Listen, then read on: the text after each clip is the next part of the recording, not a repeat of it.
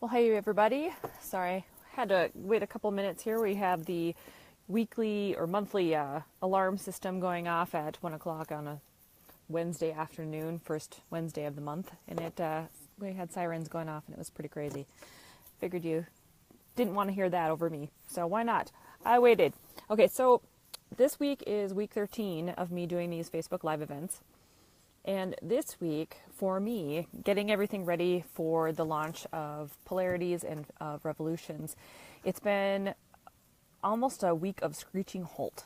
And so I thought it would be a good time to talk about how to deal with some of the issues of summertime, summer vacation, time suck, and how to make sure you still have time to find and get things done, regardless of what scenario you're looking for, whether it be writing, whether it be marketing, whether it be trying to get your editing done, trying to get whatever it is that's on your plate done when we think we don't have enough time. Because trust me, there's always a little bit of time that we're wasting and that could be done in a little bit more of a productive manner. So for me this week, my two older kids came back from their dad's house. And so, of course, the first day I have to go pick them up. And then it's dental appointment, 8-year-old checkups, go to the library, do this, do that. So there was 900 different things that I was doing. And Monday I got nothing done. And it wasn't just not got anything done for my own marketing and book related things, but I literally got nothing other than driving around done. And for me, I don't know, as a high achiever, I have higher expectations of myself, and I like to get things at least somewhat off of my to-do list taken care of. And other than, saying I went to the dentist appointment or went to the doctor appointment, those got checked off, picked up the kids, they're still alive, check. That was about it. So it sets the tone for my week and makes me kind of crazy. So yesterday was a little bit better. I got more done, particularly in the afternoon, so I felt a little bit better. And yet this morning, it's gone much better yet. So, but at the same time, it was interesting because I was on Facebook briefly, and I happened to stumble upon Kathy Kruger's post, which she shared from a blog called Successful Freelance Mom.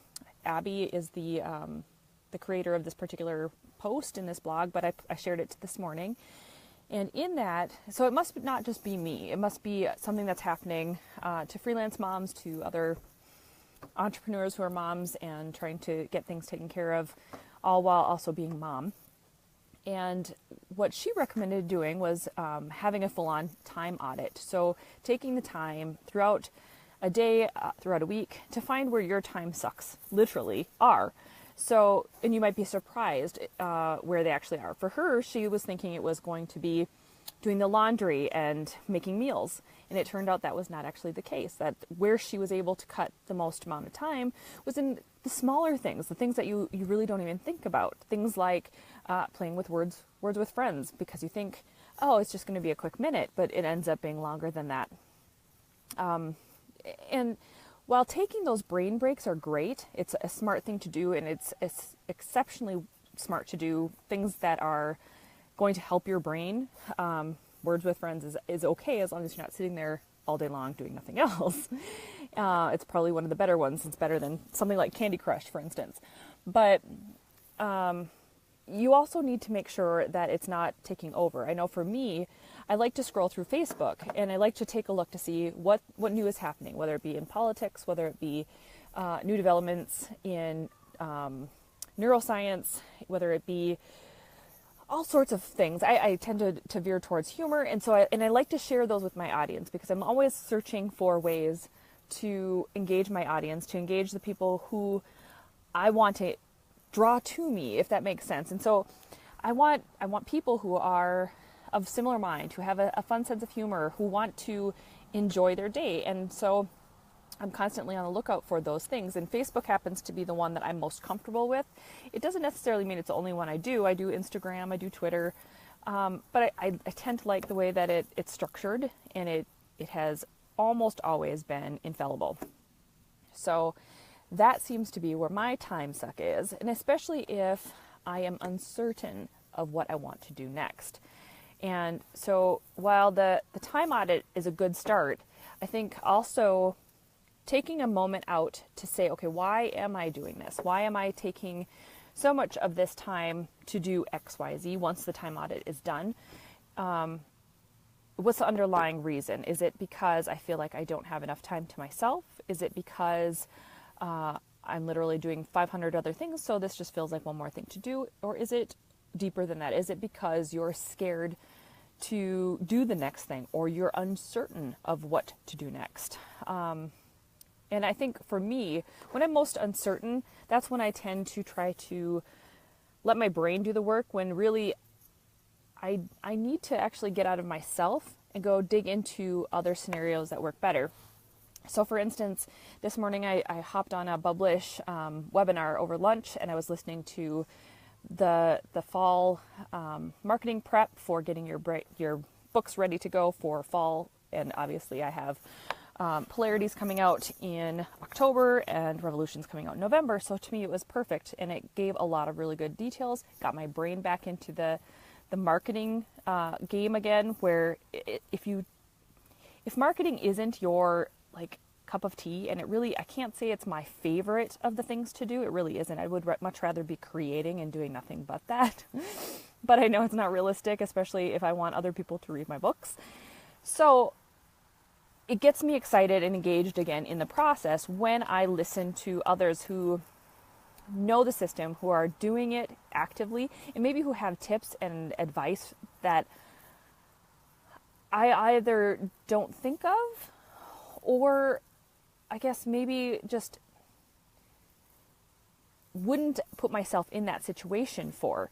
So, and by doing those things, thinking about those things, I'm able to push myself a little bit further and get into the aspects and the areas that normally I wouldn't be too engaged. I'm perfectly fine, perfectly happy making lists, figuring out what time to get up in the morning so that I can write, to edit, to take breaks, to do my workout, to meditate, whatever. I'm great with that. I can make the spreadsheets for who's going to be on my blog tour, no problem. I can do a content marketing plan, no problem. But it's the actual pushing myself into avenues that I haven't been before. So for instance, my big one lately, well, I should say probably since Pendamis came up, is actually getting into the local scene. And it's so stupid because I know the book manager, or the manager of Book World, which is my local bookstore in town, because I was actually an employee of hers way back in the day. And Liz is wonderful. She's phenomenal at what she does. And I had asked her when Pendamis came out if I could drop off some books and if they could be in the bookstore. And she said, absolutely. Yeah, come on down and give me a call and we'll set something up. And I totally dropped the ball. And at that time, it was 2013. I was going through a lot of stuff, and just like home stuff and personal stuff. And it was just kind of a really tumultuous year. And so I dropped the ball in October and November. And it was getting close to Christmas, I think, by the time I had talked to her. Well, that's the insane season for books in general. So a physical bookstore, they're going nuts in the first place. So kind of a weird time to ask her, but she was totally open to it. And I didn't do it. And so here I sit, 2017, 4 years later, going, I really should have gotten in touch with Liz sooner. So needless to say, that's on my to-do list for today. I'll be contacting Liz at Book World and asking her, begging for her to allow me to have some books in her shop, which I know she'll already allow me to do. But I'm also going to push out a little bit further into some of the local scenes in my tiny little town that I actually live in, and contact some more of the bigger networking places, some of the bookstores. I need to contact so many different places that are outside of my comfort zone.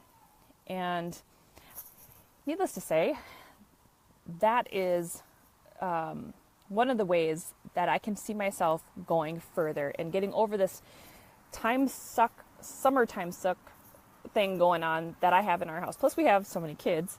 So it's time to just kind of refocus. It's the first week of August, second day of August. And you know, there's no time like the present. So it's been kind of a weird week. And last week, my Facebook Live didn't work right, like I said before. So if you missed it, it was like this weird Facebook experiment with a video, and tried to do it from my computer. Nothing worked out right. So needless to say, I'm jumping back on the bandwagon with it all again, trying to get it all taken care of. So we'll see what comes up next week. Maybe I'll start working on an overall content plan now that we're getting closer to the end of the cycle for my marketing of the books, so that it kind of is a little more strategic and makes a little more sense. But at the same time, it's kind of fun just to come up with a topic and let's roll, if that makes sense. Maybe I need more coffee. I don't know. So at any rate, I also have one more announcement. So I did, in my newsletter, I had a special, when I did the cover reveal for Polarities, I had a special contest only for my newsletter subscribers. And I wanted to announce today the winner. The contest was for a signed ARC copy of Polarities.